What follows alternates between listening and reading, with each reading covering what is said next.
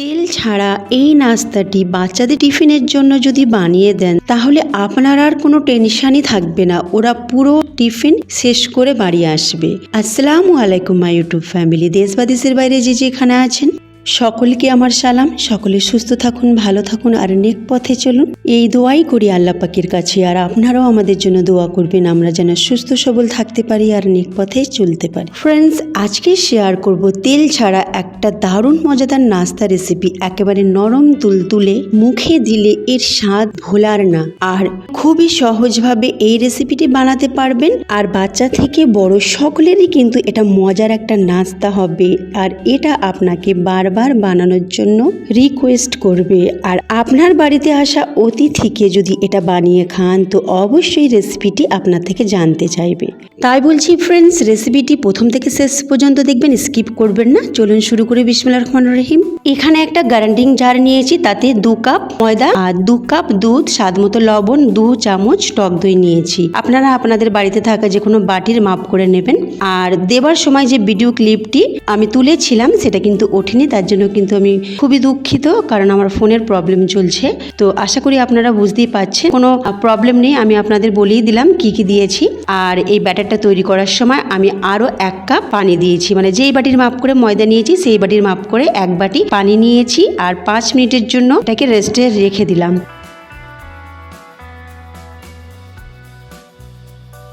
এইদিকে আমি একটা কড়া বসিয়েছি, কড়াতে 1 টেবিল চামচের মতো সাদা তেল নিলাম। তেলটা গরম হতেই 1 চামচ রসুন কুচি দিয়ে দিলাম।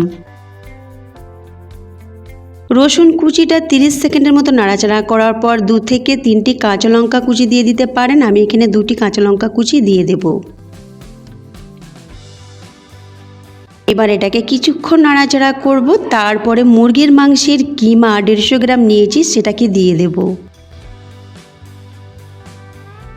মুরগির মাংসের কিমাটাকে এবার ততক্ষণ পর্যন্ত ভাজবো যতক্ষণ না এর কালারটা চেঞ্জ হচ্ছে, একটা হোয়াইট হোয়াইট ভাব আসবে, তখনই আমি কিছু সবজি অ্যাড করব।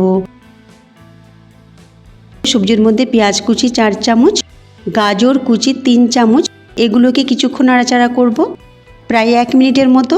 তারপরে ক্যাপসিকাম দেব 3 চামচ।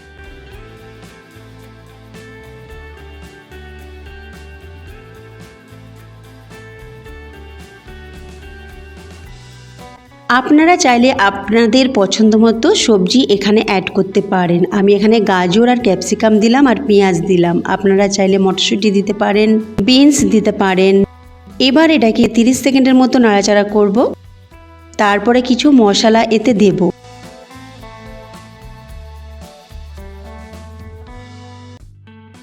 মশলার মধ্যে আমি ক্রাশ করে নিয়েছি কালো মরিচের গুঁড়ো 1/2 চামচ,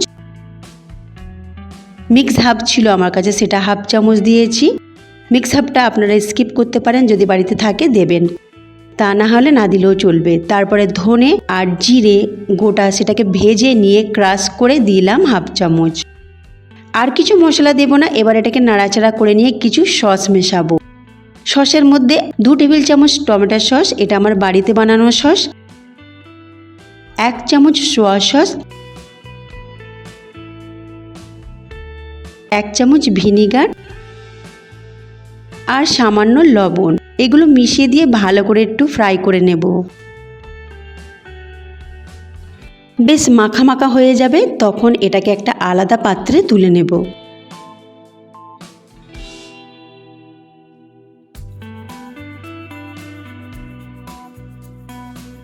দেখুন পুরো আমার রেডি, আমি তুলে নিয়েছি আলাদা পাত্রে। এবার চেক করে নেব ব্যাটারটাকে।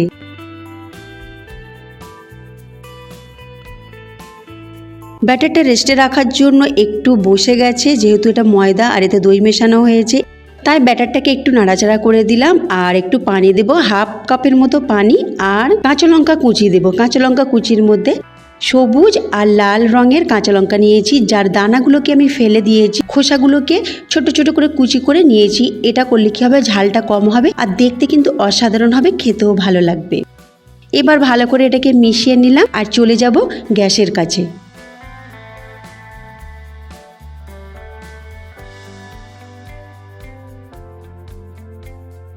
এদিকে একটা ফ্রাই প্যান নিয়েছি, তাতে সামান্য তেল ব্রাশ করলাম। তেল ব্রাশ না করলেও হবে, তেল না দিলেও হবে, তবু আমি একটু সামান্য তেল দিলাম। ব্যাটারটা দিয়ে দিলাম 1 চামচের মতো, আর হালকা হাতে এইভাবে গোল গোল করে ঘুরিয়ে নেব।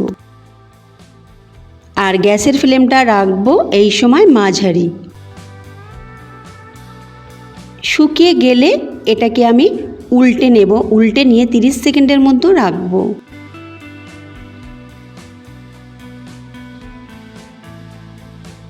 আমি কিন্তু সবগুলো উল্টাবো না, আমি এক পিঠি সেঁকে নিয়ে তুলে নেব। একটা আপনাদের উল্টে দেখাচ্ছি, আর একটা আমি বানিয়ে দেখাবো। এটা কিন্তু আমি এক পিঠে সেঁকে নেব, 2 পিঠ সেঁকবো না।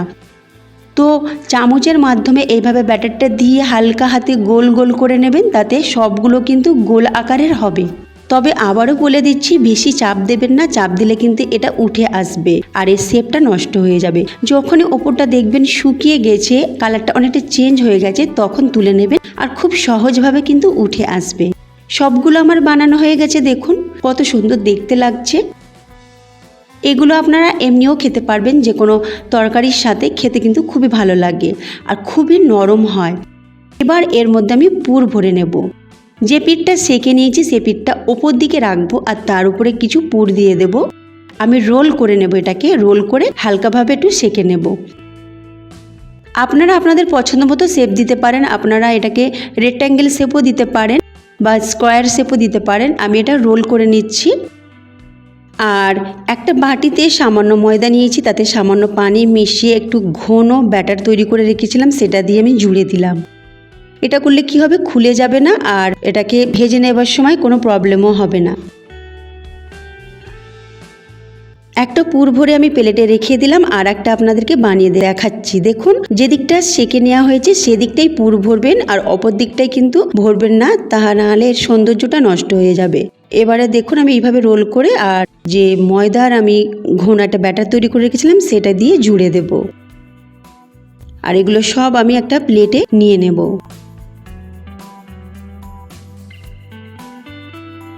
দেখুন ফ্রেন্ডস, কত সুন্দর লাগছে দেখতে। এগুলো এমনিও খাওয়া যায়, তবে আমি একটু ফ্রাই প্যানে দিয়ে সেঁকে নেব। যেহেতু আমি ময়দার ব্যাটার দিয়ে জুড়েছি, সেই জন্য এটাকে একটু হালকাভাবে সেঁকে নেব।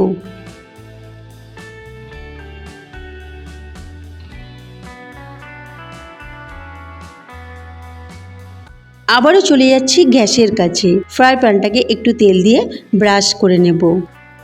আপনারা চাইলে তেল না দিতে পারেন, তেল না দিলেও কিন্তু এটা খেতে খুব সুস্বাদু হবে। এইভাবে সবগুলো দিয়ে দেবেন। যেহেতু আমার ফ্রাই প্যানটা বড়, তো অনেকগুলো একসঙ্গে ভেজে নেওয়া যায়। আর হালকা আঁচে এগুলোকে করবেন, এইভাবে নাড়তে নাড়তে দেখবেন ওই দিকটা একেবারে ভালোভাবে সেঁকে নেওয়া হয়ে গেছে, তখন সবগুলো উল্টে দেবেন।